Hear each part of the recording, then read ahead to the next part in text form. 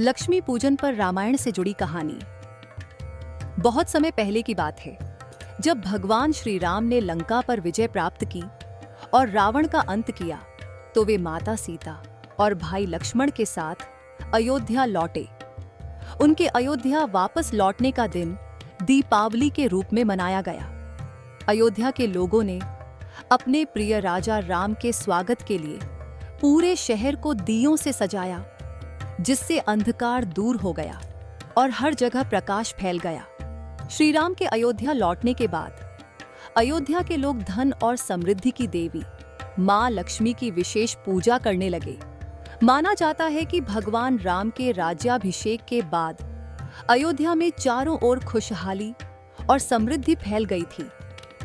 लोग मां लक्ष्मी से आशीर्वाद प्राप्त करना चाहते थे, ताकि उनके जीवन में भी वैसा ही सुख और समृद्धि आए जैसा श्री राम के राज्य में था। उस समय गुरु वशिष्ठ ने अयोध्या के लोगों को बताया कि दीपावली के दिन मां लक्ष्मी की पूजा करने से जीवन में धन, समृद्धि और सुख की प्राप्ति होती है।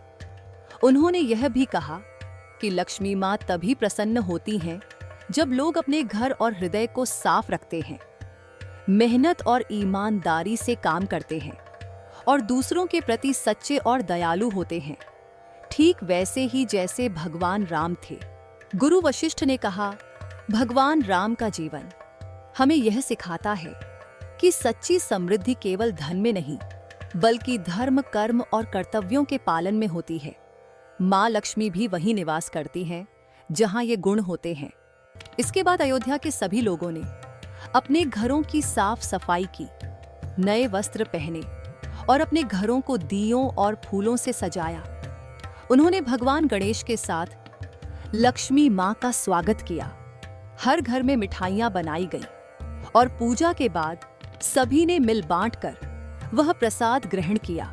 मां लक्ष्मी और भगवान श्री गणेश दोनों की पूजा को धन और बुद्धिमत्ता के बीच संतुलन के रूप में देखा जाता है।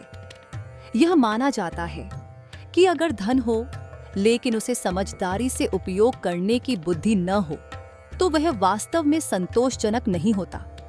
इसलिए गणेश की पूजा यह सुनिश्चित करती है कि भौतिक संपत्ति के साथ साथ बुद्धि और विवेक भी हो। श्री राम के राज्य में लक्ष्मी पूजन के बाद अयोध्या में खुशहाली फैल गई।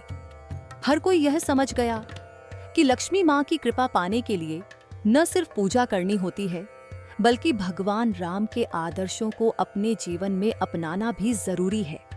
श्री राम की तरह हमें भी अपने जीवन में सच्चाई, धैर्य और कर्तव्य निष्ठा रखनी चाहिए। तभी लक्ष्मी मां प्रसन्न होती हैं और घर में समृद्धि लाती हैं।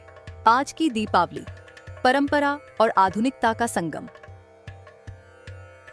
आजकल बच्चे दीपावली को बड़े उत्साह और खुशी के साथ मनाते हैं।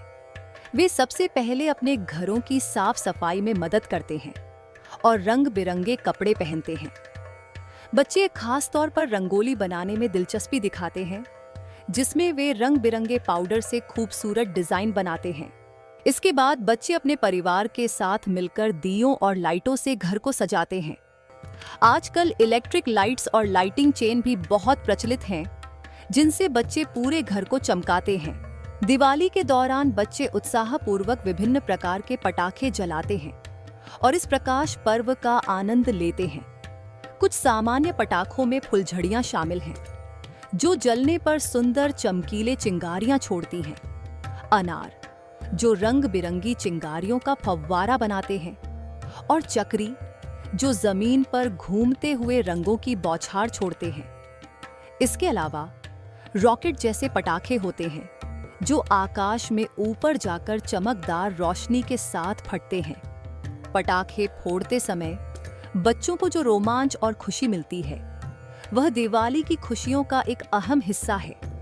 हालांकि सुरक्षा और पर्यावरण का ध्यान रखना भी जरूरी है। कहानी की सीख। पहली सीख, धर्म और कर्तव्य का पालन।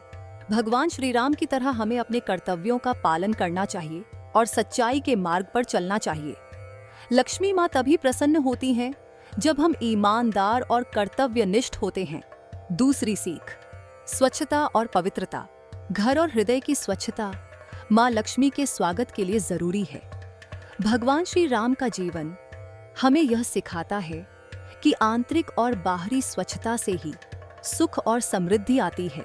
तीसरी सीख, परिश्रम और सहयोग। श्री राम ने अपने जीवन में धैर्य और परिश्रम से काम किया। हमें भी मेहनत और सहयोग से काम करना चाहिए, तभी लक्ष्मी माँ की कृपा प्राप्त होगी। धन्यवाद।